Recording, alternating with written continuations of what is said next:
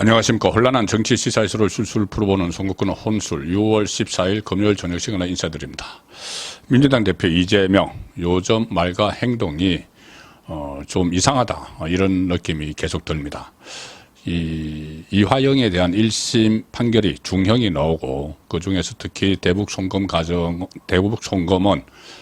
이재명의 방북을 위해서였다 이런 판결이 내려졌고, 그리고 그 판결을 내린 이 부장판사 신진우 부장판사가 바로 이재명 기소가 됐는데 그 재판을 담당할 판사로 배당이 됐다. 자, 그래서 이재명으로서는 상당히 이 심각성, 위기 이런 것을 느낀 것 같습니다.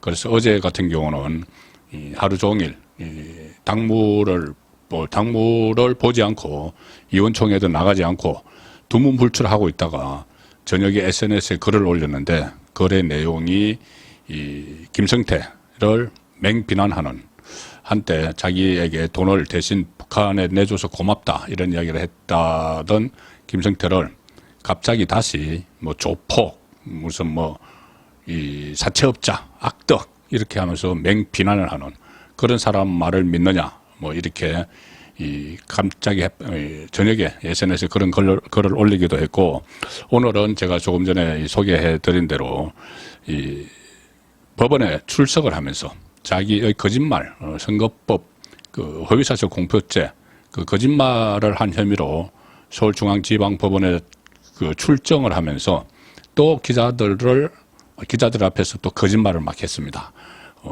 막 왜곡하고 선동하는 그런 이야기를 했고, 이 대북 송금 사건을 희대의 조작 사건이다.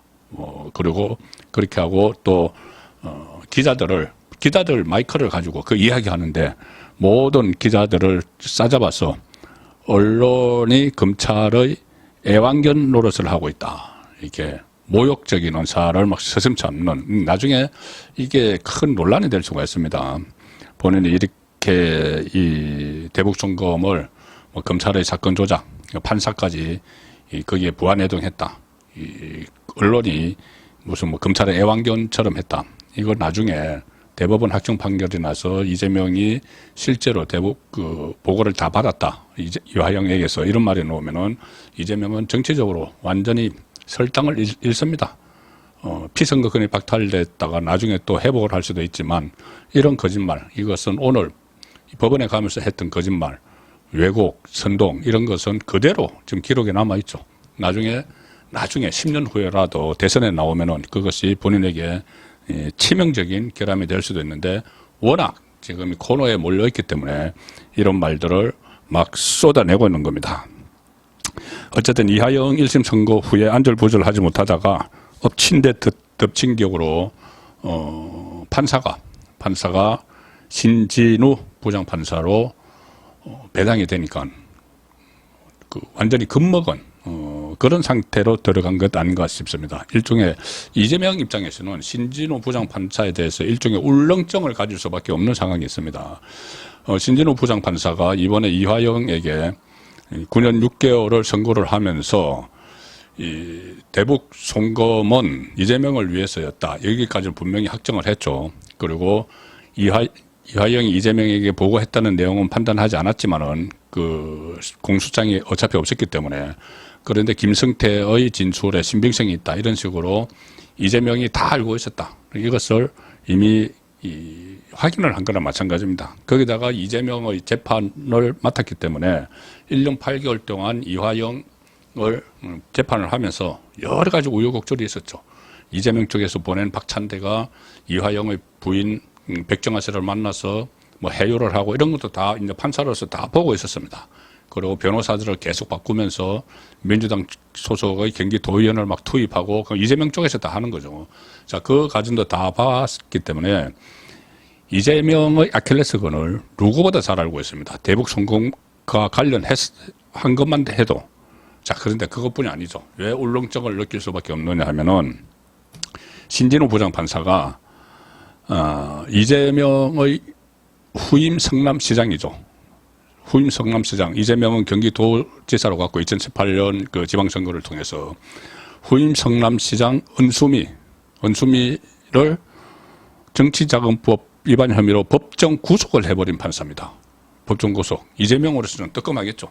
본인이 성남시장 시절에 여러 가지 비리들, 백현동 뭐 해서 정자동, 다시 수사가 시작되는 정자동, 대장동, 뭐 성남FC, 수원 그러니까 성남시장 시절에 엄청난 비리 혐의가 있는데 본인은 이제 무사히 버텨 나오고 있습니다. 그런데 후임 성남시장은 역대 성남시장들이 거의 다 뭐 사법 처리를 받았는데 본인은 싹 빠져나왔는데 일단은 후임이 법정 구속이 돼버렸으니까는 자 그러면 이게 본인도 뜨거 하겠죠. 속으로 뜨끔하겠죠.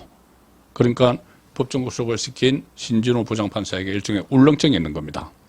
그것뿐만이 아닙니다. 지금 이재명의 그 여러 가지 혐의 중에서 뭐 지금 한 11개 정도 혐의가 있는데 7개 사건에서 4개 이제 재판받게 됐고 그 중에서 가장 핵심은 대장동이죠.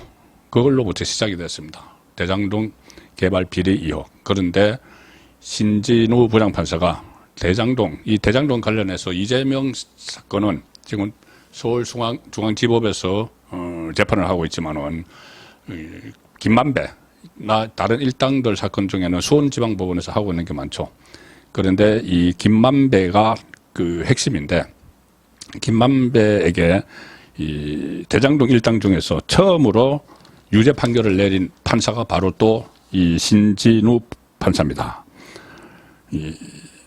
올해 2월에 성남도시개발공사 설립 조례안 통과를 청탁한 혐의로 화천대유 자산관리 대주주 김만배에게 징역 2년 6개월을 선고를 했는데 이 선고는 대장동 의혹과 관련해서 김만배 씨의 로비 의혹을 법원이 유죄로 인정한 첫 판결이다. 자, 그럼 김만배가 로비를 했으면 누구에게 했겠습니까? 성남시장 쪽에 했겠죠. 그래서 뭐 470m 뭐 저수지 의혹도 지금 아직도 해소가 되지 않고 있죠. 자, 그런데 그것을 처음으로 유죄 판결을 내린 대장동 관련 의혹의 유죄 판결을 내린 판사가 바로 이 판사입니다. 자, 신진우 판사. 그러니 벌벌 떨지 않을 수가 없는 상황이죠. 이재명 입장에서는. 그리고 또 그 성남시 의회 의장에게도 또 4년 6개월인가 그것도 유죄 판결을 내린 그 판사가 신진우인데 딱 거기 걸린 겁니다. 이재명이 어떻게 보면 이재명 맞춤형 배당이다.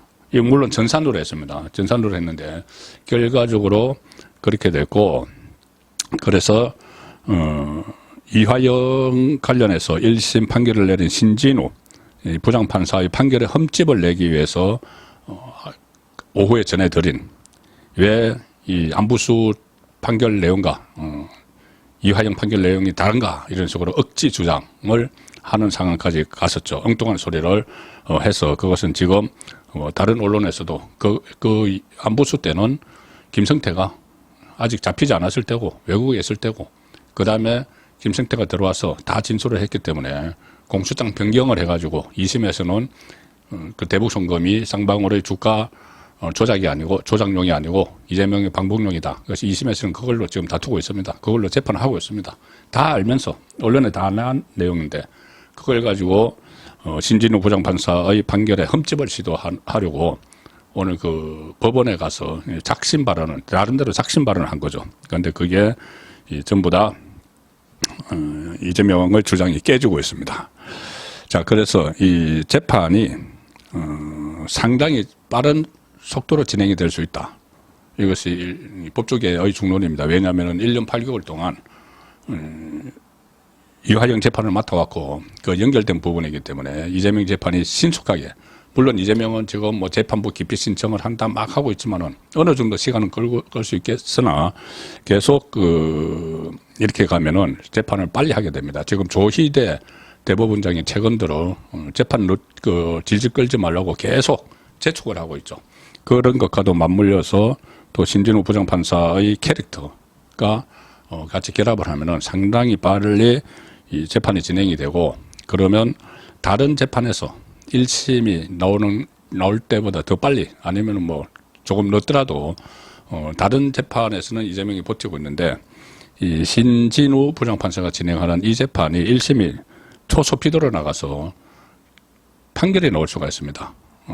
그때까지 이재명이 다른 사법 리스크를 교묘하게 피하고 있을지 모르지만 지금 정치적으로 막 방탄막을 치면서 이 판결이 1심이 빨리 내려지면은 거기서 은수미처럼 전임 성남시장인 은수미처럼 법정 구속이 될 수도 있죠. 법정 구속은 국회의 체포동의안을 거치지 않습니다. 그냥 판사가 선고를 하면 됩니다. 원수미처럼 1심에서 법정 구속이 될 수도 있다.